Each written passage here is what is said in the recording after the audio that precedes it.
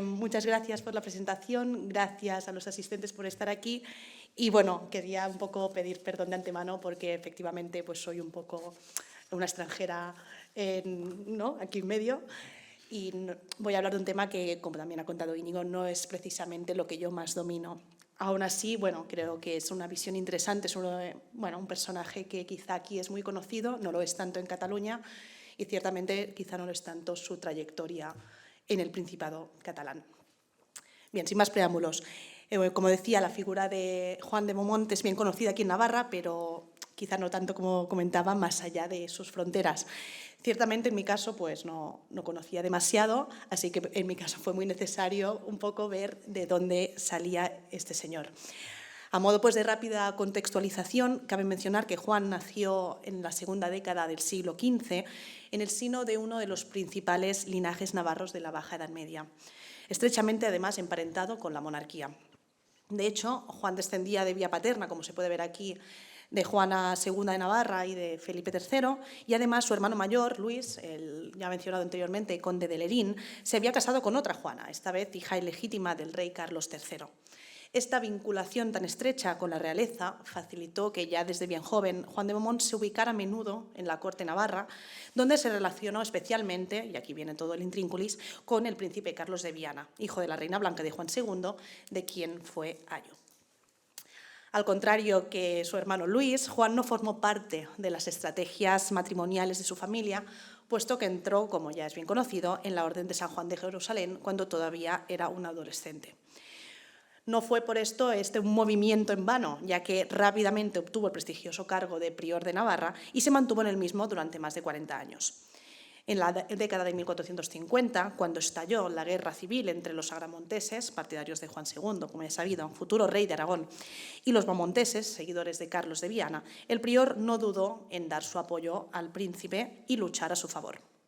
Fue esta proximidad pues, con Carlos lo que llevó a Juan por primera vez al Principado de Cataluña y a intervenir decisivamente en los acontecimientos que lo sacudieron durante la década de 1460.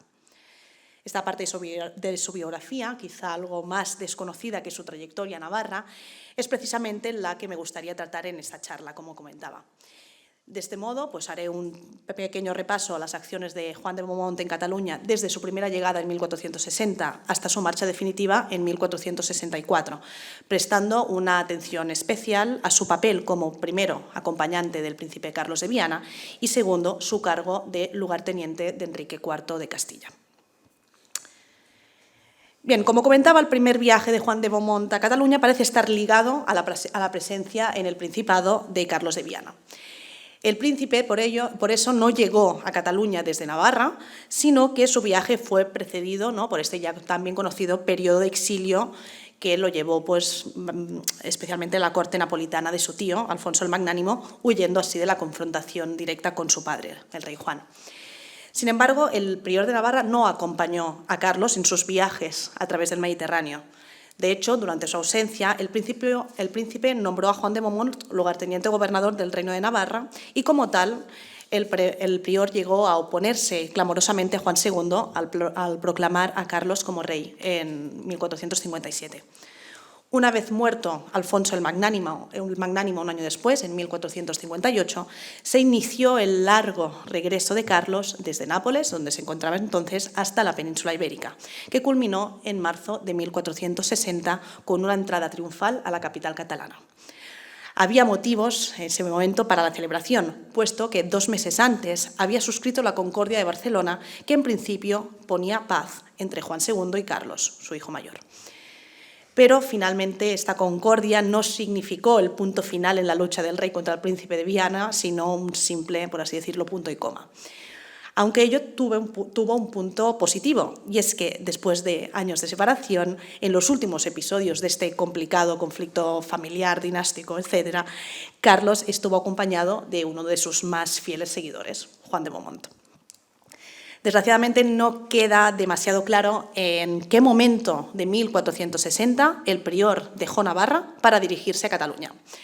No hay duda de que a principios de año se encontraba todavía en Navarra, puesto que en enero realizó allí un nombramiento y además se sabe que en febrero estaba en Pamplona, donde un notario de Juan II había presenciado el juramento del prior mediante el cual se adhería a la mencionada Concordia de Barcelona.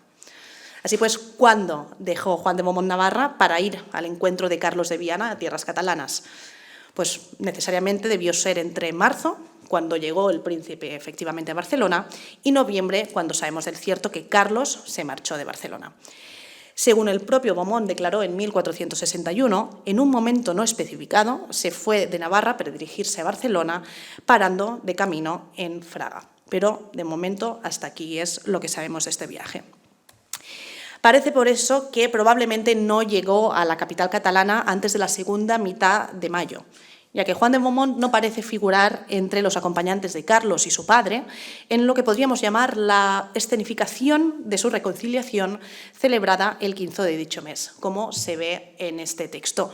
Este texto está extraído del dietario de la Diputación del General de Cataluña y se narra brevemente, ¿no?, pues cómo fue esta entrada. Sí, se dice lo siguiente, ¿no? Este día entraron en Barcelona el rey, la reina, Carlos, príncipe de Viana, primer hijo del rey y de Blanca de Navarra, muerta su primera mujer, el infante Fernando, hijo del rey y de la reina, y además otra gente, ¿no?, como don Juan, arzobispo de Zaragoza, don Alonso, los dos hijos naturales del rey, el conde de Ampurias, el sobrino del rey, y también los obispos de Girona, Elna y Vic. También el conde de Pradas, el maestre de Montesa y muchos otros varones. ¿Es posible que entre ellos estuviera Juan de Beaumont? Es posible. Pero bueno, quizá uno podría pensar que si realmente hubiera estado allí, quizá se habría recogido su nombre. Sea como fuera, el primer viaje al Principado catalán de Juan de Beaumont le traería numerosos dolores de cabeza derivados de, finalmente, esta reanudación del enfrentamiento entre el rey y su hijo. Aunque lo cierto es que ya antes de su llegada a Cataluña, Juan de Beaumont ya había sentido sobre su persona las consecuencias de su asociación con el príncipe de Viana. Al inicio del conflicto civil navarro se le habían confiscado bienes y rentas y además parece que Juan II, no contento con esta confiscación, hasta llegó a retirarle la dignidad prioral. En todo caso, como comentaba, pues cuando en otoño de 1460, cuando ya Carlos está en Barcelona y parece que probablemente Juan también, esto parecía ya resuelto, olvidado y todo pues correcto y bien. De hecho, fue en ese momento que Carlos recibió de su padre la orden de reunirse con él en Lleida, al oeste de Cataluña, donde se estaban celebrando las Cortes. Todo parece indicar que Juan de Beaumont acompañó al príncipe desde Barcelona hasta Lleida. Y fue allí donde el 2 de diciembre fue detenido junto a él, junto al príncipe, por mandato del rey Juan. Se iniciaba con esta detención tan sonada el último, o el acto final, sí, de la relación entre padre e hijo y también, aunque esto evidentemente no se podía saber entonces, el acto final de la vida del príncipe de Viana. Esto se había pasado y yo no quería que se pasara. Bueno, no pasa nada. Esto es justamente de lo que iba a hablar. La detención de Carlos de Viana junto, ¿no?, con Juan de Beaumont provocó en los súbditos del rey Juan una reacción unánime de rechazo, como se desprende de los textos que tenemos aquí en pantalla. De nuevo, el primero es del dietario de la Diputación del General, donde se comenta, ¿no?, que el príncipe se había puesto en prisión y, entre otras cosas, se dice que por todos los pueblos de Lleida, tanto hombres como mujeres y niños, mueven grandes duelos, grandes lloros, grandes gemidos por toda la ciudad entera, ¿no? Una pequeña hipérbole del efecto que tuvo esta acción de Juan II. También el dietario, en este caso del municipio de Barcelona, de la ciudad, recoge esta noticia diciendo que el día 4 de diciembre llegó a Barcelona la noticia, lamentosa nova, ¿no?, triste noticia de que el rey había aprisionado el príncipe y algunos de su casa. Así como el primer texto especifica claramente que entre los que había puesto en prisión el rey estaba Juan de Beaumont, prior de Navarra, en este segundo no se menciona, pero bueno, sabemos claramente que esto fue así. Las reacciones, como decía, más allá de este rechazo escrito, por así decirlo, fueron más allá de la reacción diplomática. De hecho, Cataluña no dudó en alzarse en armas y amenazar con las armas al rey si no liberaba al príncipe de Viana, y en Navarra también los beaumonteses aprovecharon la coyuntura para sublevarse una vez más. Este clima de tensión evidente, ¿no?, por todos los frentes al que se estaba enfrentando en ese momento Juan II, provocó que finalmente ordenara la liberación del príncipe Carlos en febrero de 1461, cuando llevaba apresado cerca ya de 3 meses. El príncipe rápidamente se dirigió a Barcelona de nuevo, pero esta vez no viajaba acompañado de Juan de Beaumont porque éste seguía preso por el rey. Y es que a pesar de las severas acusaciones que recaían sobre la persona del príncipe, que incluían conspiraciones de carácter parricida, durante su detención es verdad que fue tratado con relativa indulgencia, pero este no fue el caso del prior de Navarra. El príncipe y Juan, de hecho, no pasaron todo el cautiverio juntos, sino que después de pasar por varias localidades, el príncipe terminó en Morella, al norte del Reino de Valencia, mientras que Juan de Beaumont fue enviado mucho más al sur, a Játiva, entre la ciudad de Valencia y de Alicante. Juan de Beaumont allí fue interrogado frecuentemente con el objetivo de que confesara los planes de Carlos contra su padre. Pero el prior jamás admitió la intención rebelde del príncipe, sino que se limitó a reconocer algunos tratos con Castilla, ¿no?, entre los cuales se incluía un posible matrimonio de Carlos con la futura Isabel II. A pesar de su aparente, ¿no?, colaboración con los agentes del rey, Juan de Beaumont seguía en prisión en junio de 1461, 4 meses después de la liberación del príncipe de Viana, cuando se estaban entonces discutiendo los términos de la capitulación de Vilafranca, mediante la cual se debía, en principio, resolver definitivamente la lucha entre Juan II y su hijo mayor. Uno de los puntos que los partidarios de Carlos se ocuparon de incluir en la capitulación de Vilafranca fue precisamente la liberación de Juan de Beaumont y su posterior traslado a la ciudad de Lleida, donde había sido preso originalmente. Además, se puntualizaba que seguiría siendo válido el salvoconducto que anteriormente el rey le había concedido a Juan de Beaumont, que quizá era el mismo que había utilizado la primera vez que se había dirigido en 1460 a Cataluña.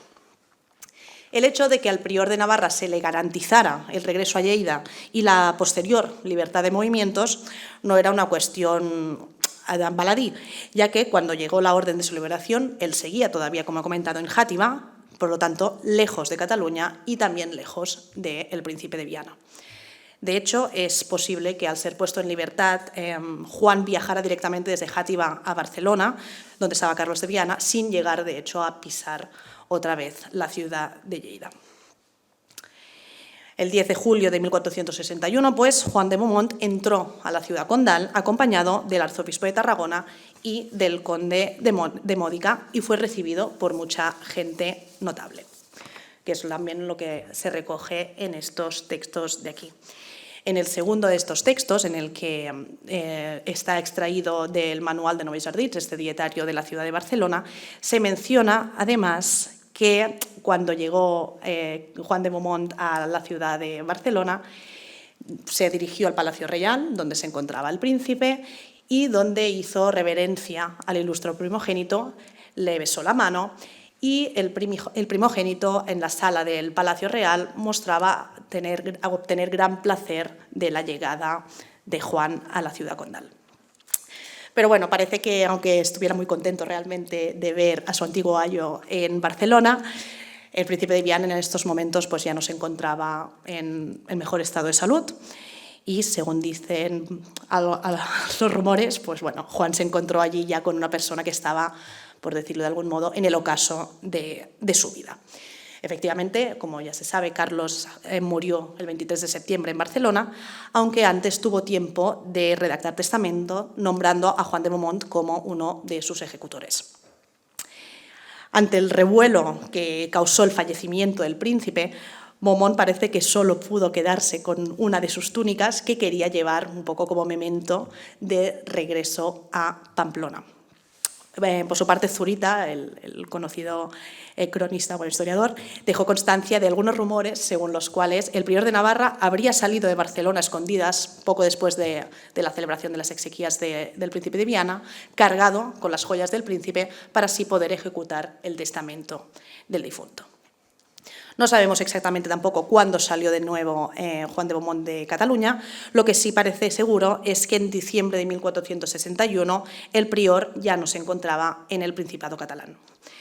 Juan, quizá con la intención de respetar la anterior alianza de Carlos de Viana con el rey Enrique IV de Castilla, entró entonces a su servicio. De este modo, cuando en agosto de 1462, unos meses después, los catalanes, que para entonces habían depuesto ya a Juan II de Aragón, se dirigieron a Enrique para pedirle que fuera su señor, Juan de Beaumont se encontraba cerca del rey y listo para cumplir cualesquiera que fueran sus órdenes. Los motivos aducidos por los catalanes para escoger a Enrique IV como nuevo señor después de esta deposición de Juan II no eran arbitrarios, sino que obedecían a cierta lógica, como se aprecia en este texto, que no leeré entero, pero que, bueno, básicamente pues, puntualiza que teniendo en cuenta que cómo ha servido hasta entonces Juan II a los catalanes y también su mujer, la reina, las inhumanidades, crueldades que los dos hacen o hacían, ¿no?, en dirección o para el Principado, cuando ellos en realidad tenían que ocuparse de la cosa pública, consideraban que tenían que encontrarse otro rey y que uno de los que pone aquí, ¿no?, que mostraba más amor y fe en el Principado era precisamente el rey de Castilla, considerado el último refugio del Principado para darse a él como súbditos. Además, y también se recalca de eso en el texto, Enrique IV de Castilla contaba también con derechos dinásticos sobre el Principado de Cataluña, sobre la corona de Aragón, al ser también el descendiente de Pedro el Ceremonioso, igual que lo era también en Juan II. Claro, estaban estrechamente emparentados. Bueno, la cuestión es que cuando a Enrique IV le llegó la noticia de que los catalanes lo habían elegido como señor, pues pensó, mira qué bien, me ha caído un principado pues así un poco de gratis. Así que el 1 de septiembre de 1462 llegó a Barcelona la noticia de la aceptación de la corona por parte de Enrique IV. Fue entonces también cuando se supo que Enrique había nombrado al prior de Navarra como su lugarteniente general en Cataluña y que, además, como tal, Juan se encontraba ya de camino a Cataluña con algunas tropas para así poder luchar contra el rey Juan II. Se iniciaba, pues, de este modo, la segunda parte de la estancia de Juan de Beaumont en Cataluña. Bien, cuando Juan entró por segunda vez en Cataluña en otoño de 1462, liderando las tropas de Enrique IV, Barcelona estaba entonces bajo asedio. Este, de hecho, podría haber significado el rápido final de la guerra civil, puesto que tanto Juan II como los dirigentes rebeldes tenían claro que la caída de la capital catalana necesariamente implicaría la muerte del conflicto civil. Sin embargo, no se contaba entonces con la acelerada respuesta del rey castellano, de modo que parece que cuando a los asediantes les llegaron noticias de la proximidad de Juan de Beaumont a principios de octubre de 1462, decidieron retirarse rápidamente y dejaron a Barcelona tranquila. La guerra, pues, continuaba y en lugar de durar unos pocos meses, como quizá hubiera pasado, se acabó alargando durante 10 años. El prior de Navarra llegó por mar a Barcelona el 24 de octubre, junto a Juan Ximénez de Arévalo, procedentes ambos de Tortosa, la ciudad, ¿no?, a la desembocadura del Ebro, al sur de Cataluña. 2 días después, ambos Juanes se presentaron ante la Asamblea General de la ciudad, donde leyeron unas cartas entregadas por el rey Enrique. Mediante estas, el rey hacía saber a los barceloneses que daba plenos poderes a sus representantes, ambos Juanes, una vez más, para recibir el juramento de fidelidad de los catalanes. Efectivamente, el acto se llevó a cabo unas semanas más tarde, en presencia de Beaumont y Ximénez de Arévalo, y Enrique IV fue entonces ya oficialmente proclamado y elegido señor del Principado y conde de Barcelona, siguiendo la voluntad del rey de incorporar Cataluña al reino de Castilla. Pero la verdad es que los catalanes tampoco estaban del todo contentos y satisfechos con este trato. Ellos deseaban que el rey Enrique se trasladara en persona al Principado para supervisar directamente todos los asuntos de la guerra y para encargarse también de todo aquello que tradicionalmente era responsabilidad del monarca. Por ello, el mismo mes de noviembre se creó una comisión cuyo objetivo era decidir si Juan de Beaumont era la persona idónea para estar al frente de Barcelona hasta la llegada de Enrique, puesto que, según se decía, la tierra, así llamada, no estaba bien porque no había nadie en ese momento que administrara justicia. Pocos días después se aprobó que Juan, junto a un bachiller enviado por Enrique IV, se encargara efectivamente de la justicia en nombre del rey. A finales de noviembre, pues, Juan de Beaumont fue oficialmente proclamado lugarteniente de Cataluña, nombramiento aprobado al considerar que, teniendo en cuenta esta notoria ausencia real y que la justicia, además, era habitualmente administrada por el lugarteniente en ausencia del rey, pues bueno, era necesario que Juan de Beaumont efectivamente fuera nombrado lugarteniente. Y en palabras del escribano del Concejo de la Ciudad, Juan aceptó el cargo con muy buena disposición. Bien, lo cierto es que este nombramiento de Juan como lugarteniente tuvo algunas consecuencias en la organización del bando que luchaba contra Juan II. Así, por ejemplo, pocos días después, Miquel Desplà, que hasta entonces había sido el capitán de la ciudad de Barcelona, renunció a su cargo, puesto que se consideraba que la lugartenencia de Juan de Beaumont tenía ya implícita esta defensa de Barcelona. Además, en enero de 1463, Juan de Beaumont pasó a integrar un comité cuya misión era gestionar el gasto de 10.000 florines de oro en asuntos vinculados a la guerra. También entonces escogió a un ciudadano de Barcelona como tesorero del rey.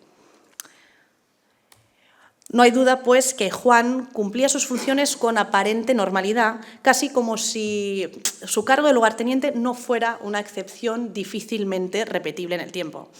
En febrero de 1463, por ejemplo, es el ejemplo que tenéis aquí en pantalla, se encargó de expulsar de la capital catalana 3 canónigos de la catedral y 6 monjas porque, tal como se dice aquí, hablaban cosas en desfavor de la tierra.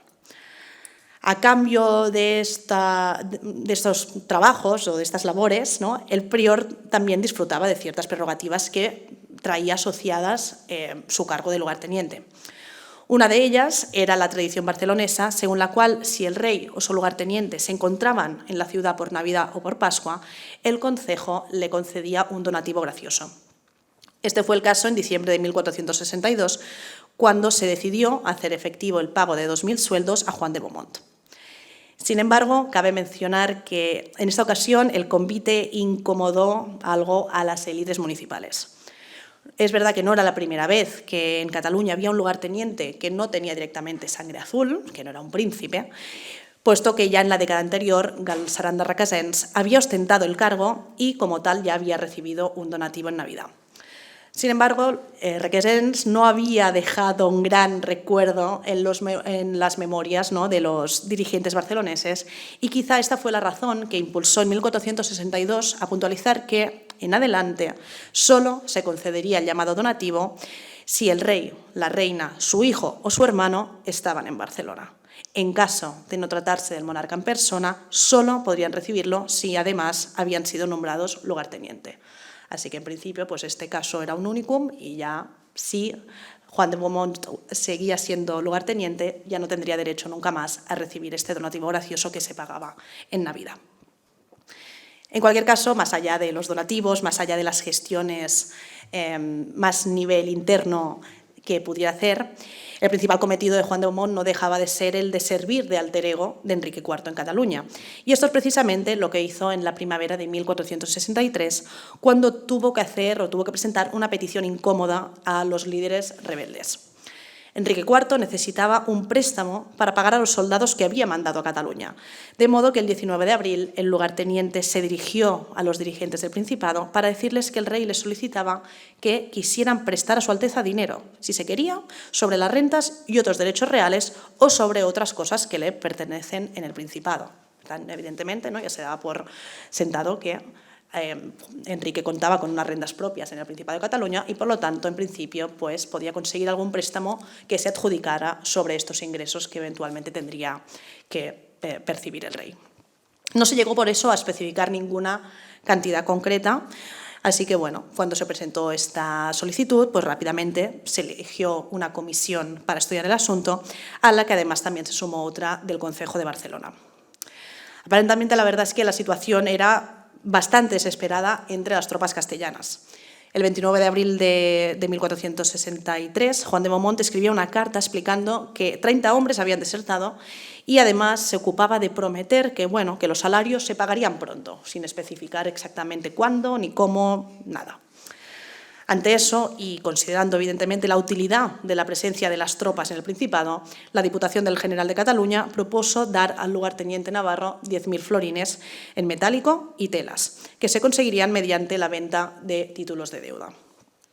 Un día después se decidió añadir todavía 5.000 florines más, aunque en ese momento el municipio puso como condición que en adelante no se pudiera, y cito textualmente, traduciendo, hablar, tratar ni deliberar ningún otro préstamo.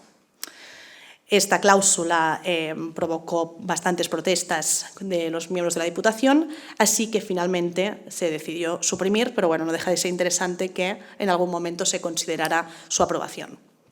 Finalmente, el asunto se paralizó durante unos días, no fue ni adelante ni atrás, y ello fue seguramente porque fue entonces cuando se recibió en Barcelona la noticia de las treguas que Enrique IV había pactado con Luis XI de Francia, aliado en ese momento de Juan II de Aragón. Sin embargo, por aquel entonces, Juan de Beaumont y tampoco los líderes catalanes sabían gran cosa sobre el contenido exacto de las negociaciones que habían llevado a cabo los tres reyes, Enrique IV, Juan II y Luis XI. Y no fue hasta mediados de mayo que empezaron a circular rumores por la capital que afirmaban que el rey castellano había decidido abandonar a su suerte a los catalanes. Bien, no cuesta demasiado imaginarse el ambiente de incertidumbre que debía respirarse esos días en Barcelona. Si tenemos esto en cuenta, no parece muy sorprendente que el día 17 de mayo la Diputación se dirigiera al municipio diciendo que si no se podía conseguir el efecto para el cual esos 15.000 florines se habían ofrecido originalmente al rey, pues que simplemente no se le diera absolutamente nada.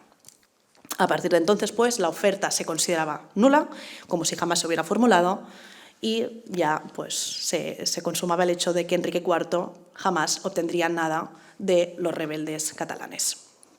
Desde ese momento, la relación entre estos catalanes y Enrique IV se enfrió ya de forma muy evidente. Pocos días después llegaba a Barcelona, de hecho, un embajador con una carta para los dirigentes catalanes y otra para Juan de Beaumont, en la cual el rey castellano pedía que no se creyeran las informaciones negativas que les estaban llegando.